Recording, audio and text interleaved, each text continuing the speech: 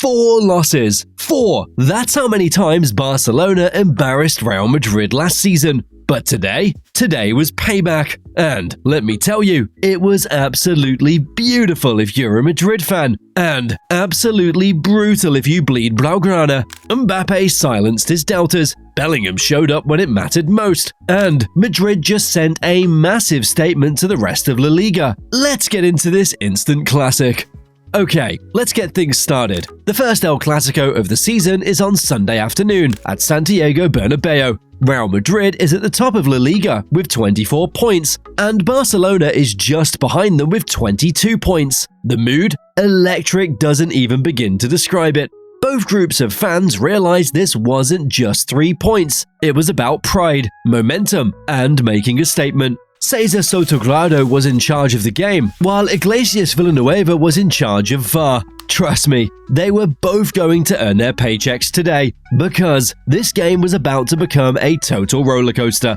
You could feel the intensity right from the start. Madrid came out of the blocks early, pressing high and looked aggressive. And then, barely 4 minutes in, the Bernabéu erupts, shout for a penalty. After Vinicius touches him, Lamine Yamal falls in the box. The ref points to the spot, and Madrid is furious. Then, a VAR check. Long, painful check for VAR. And guess what? The punishment is no longer valid. No penalty kick. The Bernabéu is really angry, but that's just the beginning of what's to come. 8 minutes later, the drama begins. Mbappé feels he scored with a great finish. The net bulges, the crowd goes crazy, and the players from Madrid are celebrating. But hold on, the flag stays down at first, and then the VAR lines come out of bounds. No goal. You had to be kidding. We still haven't scored after 2 huge VAR calls in the opening 15 minutes. The temperature in this game is already way too high. World-class players don't let failures keep them down for long though. Jude Bellingham does what he does best 22 minutes in. He sends a beautiful ball through Barcelona's defense. This is football for the rich. There is no offside this time, as Mbappé times his run precisely. He touches the ball and slides it past Szczesny into the bottom corner. Madrid leads 1-0, and the Bernabéu can finally celebrate. That's what makes the great ones different from the good ones, right? Mbappé had a goal taken away from him, but he doesn't get upset or give up. He just keeps running and believing. And when Bellingham gives him the perfect pass, he finishes like the predator he is. But if you believed Barcelona would just give up, you don't know this game. There is no easy ride in El Clásico. At the 38-minute mark, the game was suddenly back to even. Marcus Rashford, who was brought in to speed things up and make things more direct, makes a great run down the left. He drags the ball back across the box, and Fermin Lopez, who has been playing like a madman lately, shows up precisely on time to score. It's 1-1, and the game is on. The Barcelona fans that went to Madrid are going completely nuts. It seems like all that pressure and might from Madrid has suddenly gone away. This is what makes El Clásico so great. The fluctuations in momentum are huge, the emotional whiplash is real, and you can't take your eyes off the screen. But this is where Madrid shows that they are champs. It's the 43rd minute, which is immediately before half-time. At this point, teams normally just try to make it through the half, go to the locker room, and make changes. Not Madrid, not today. From a set piece, there's a scramble in the Barcelona box. Eder Militao, who has been a rock at the back, wins the aerial fight and heads it across the goal. And who's hiding at the far post with that amazing goal instinct? Bellingham, at point-blank range. He doesn't even think about it. He just stabs it home. Madrid scored at the right time, making it 2-1. Giving up right before the break is a huge blow to the mind. Barcelona drags themselves into the locker room, knowing they have a lot of work to do in the second half. Bellingham, on the other hand, is acting like he just won the lotto, which, to be honest, he might as well have at this point. So, we go out for the second half, and you're like, okay, Barcelona are going to push, Madrid might sit deeper, and this is going to be tense. You're not expecting any more drama with VAR, but this is El Clásico 2025, so there will always be more VAR drama. The ball hits Eric Garcia's arm in the penalty area after 49 minutes. Handball, review of VAR, and this time, VAR agrees, unlike the first half penalty shout.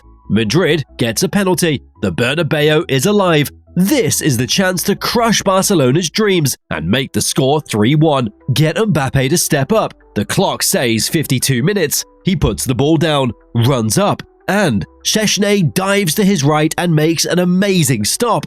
The Polish goalie, who was brought in this season because ter Stegen was hurt, kept Barcelona in the game. What a time! Mbappé can't believe it, fans in Madrid can't believe it, and all of a sudden, Barcelona had a chance they didn't deserve. After that, the match changes in a different way. Madrid isn't freaking out, and that's good, but they are being more careful. Camavinga is all over the midfield, picking up loose balls. Tchouaméni is snapping into challenges and stopping the game. The defenders in the rear are remaining close together so that Yamal and Fermin can't go between the lines.